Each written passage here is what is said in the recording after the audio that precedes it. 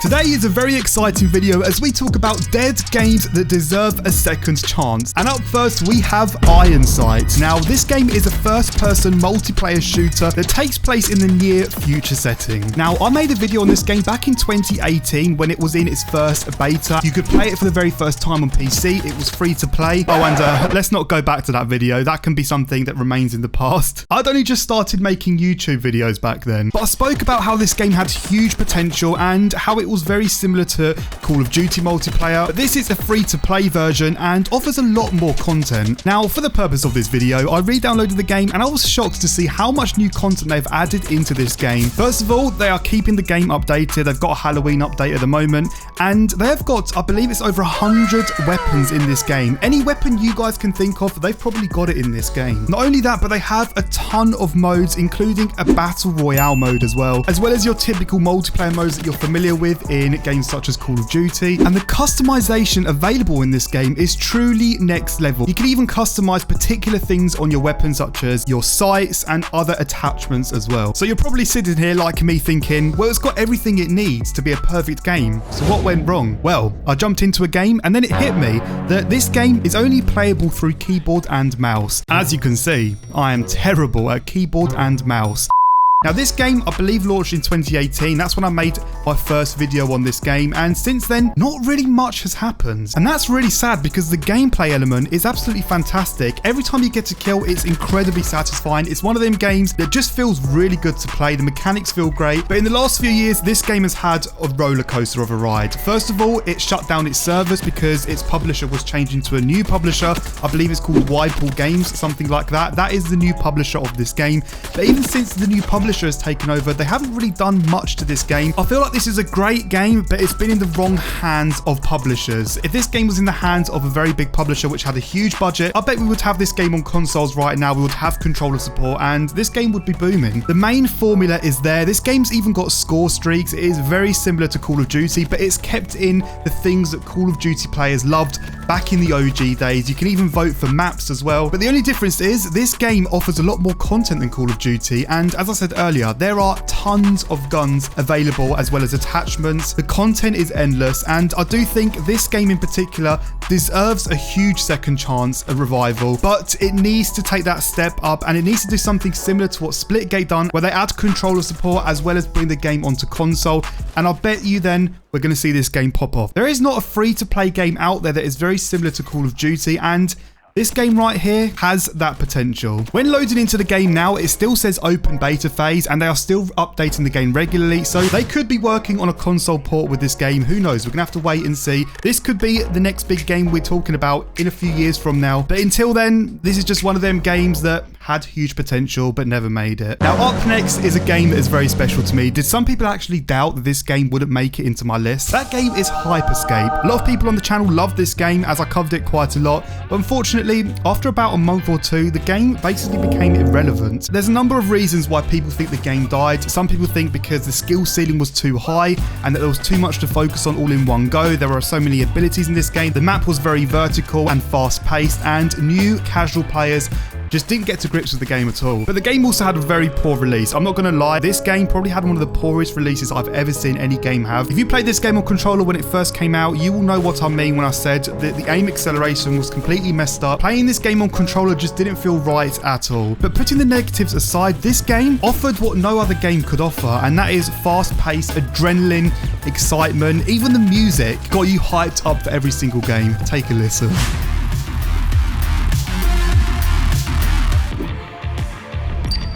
If that music doesn't get you hyped up to go into a game, I don't know what will. If you're naturally really good at video games, you probably enjoyed this game because it was very fast paced, but it required a lot of multitasking, from using your abilities to focusing multiple enemies at the same time. That's why a lot of casual players probably moved over to other games. And let's not forget how satisfying it was getting a headshot with that sniper. But unfortunately, the only way this game will make a comeback is if the community do something about it, because the developers, as far as I'm aware, completely left the studios. They have moved on on to other games. No one is working for Hyperscape anymore, and the last season they brought out was Season 3, which was at the beginning of the year. Season 4 isn't going to come out. The Battle Pass has been infinitely extended. What can I say? I mean, it's a big rip for Hyperscape there. Can we please blow this game up again? Because I really loved it. Spellbreak. Now, Spellbreak is a very weird and unique game, and the sad thing about this game is that it was in beta for, I believe, around 2 years. They worked very hard on perfecting this game before it went into its full launch.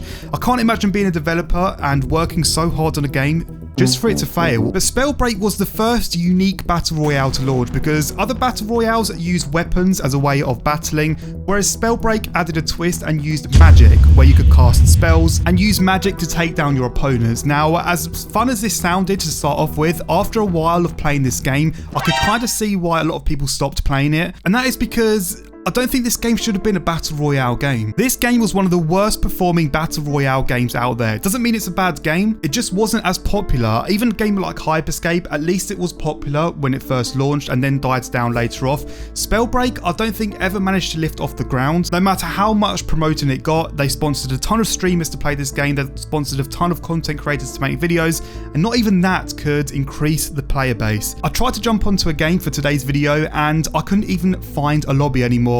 I'm not sure what's happened to the servers, but this game is still fairly new, and to see that I'm struggling to even find games, that is very concerning. Not only that, the developers have gone completely quiet on all socials. They have not done any updates, they have not announced a special Halloween update. It's like they've abandoned this game completely, and I mean, it could be the end of Spellbreak, I'm not too sure, but the community of Spellbreak are concerned. The reason why I think this game deserves a second chance is because if they changed up the whole system and done something other than a battle royale, I know they've got a different mode in there right now, but if they turned their attentions to something completely different, I believe this would be a very fun game. It just doesn't work in a battle royale environment. If you're a casual player, it can be quite intimidating, and if you studied each spell and each ability, you can combine them together, which just increases that skill ceiling even more. And a lot of people that just want to play casually just didn't like this game. They much prefer to just use a gun, something very simple, and just go into a game like Warzone, Apex Legends. And that's probably the reason why we haven't seen a game similar to Spellbreak in the past, unless it's a game other than a battle royale. The next game I want to talk about is Scavengers. Now, I actually got invited to play this game before it even came out, and I was speaking to one of the developers about this game, and at the time before this game launched, I had very high hopes with this game because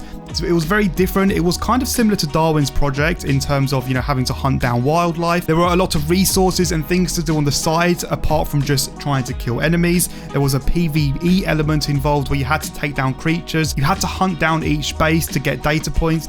But I think what let down Scavengers is how the game modes worked. It wasn't a typical battle royale, although it did have battle royale elements, but the way to win was to go to each base, collect as many data points as you can, and then go to this dropship that lands towards the end of the game. Anyone who manages to enter the dropship whilst it takes off essentially escapes and is a winner, but whoever has the most data points is who will win the game. But this concept I don't think worked, and a lot of people had complaints about it. You could do a lot of grinding, go to a lot of bases, collect loads of data points, but then towards the end of the game, when you go to that dropship, you could have an enemy take you down, collect all of those data points that hasn't done any grinding at all, and then that team could be in first place. But the biggest issue I had when playing this game is the fact that there wasn't much PvP involved until the end of the game when the dropship comes, because there's only one dropship in the whole map, and that's where all of the teams go towards the end of the game. But there wasn't much PvP action, and if you're a person that loves PvP and don't like PvE as much, then this really wasn't the game for you. Whilst there's a lot of action involved, whilst taking down the big bosses and the creatures in multiple different bases, there really wasn't much PvP action. You rarely saw enemies until the end of the game, but the overall concept and the formula was really fun. You had explorers, which are characters with unique abilities and unique weapons. It was a very sandbox style game. You had to control your temperature, make sure you don't freeze to death. There was dynamic weather. You had these ice storms that come into play with different cat levels. It is a very fun game to play. I just think they need to change a few things. And the reason why this has made it in my video is because this game has only just gone into beta on console, and they have a huge chance when this game eventually goes into the full launch on console, because they're going to be doing a similar thing to what Splitgate done, and that could completely revive this game title, and we could see Scavengers in a very good position once console players get their hands onto it. But for now, the game is very quiet. In fact, I was looking at Twitch earlier and only 14 people were watching this game on Twitch. If you streamed this game on Twitch, you would come up on the first page when people click on the Scavengers category. Now I want to give a few special mentions to some games that didn't really make it on this list, and I'll explain why. The first one is Warface. I believe Warface originally launched back in 2013 and it's available on all major platforms, consoles, PC.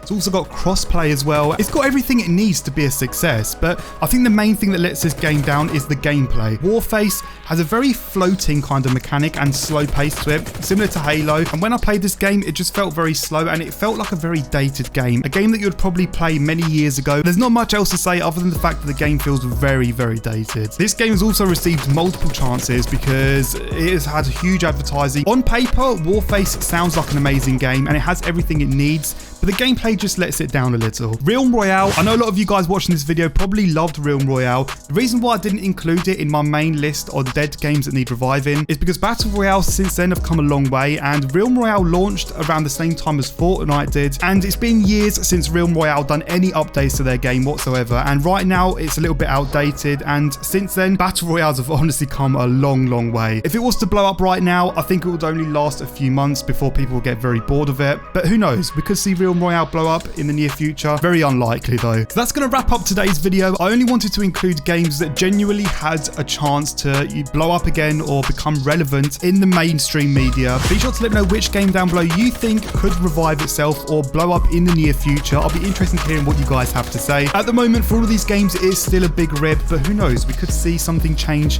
very soon. Thank you all for watching this video. Enjoy the rest of your day, and as always, I'll catch all of you guys out in another brand new video. Take care.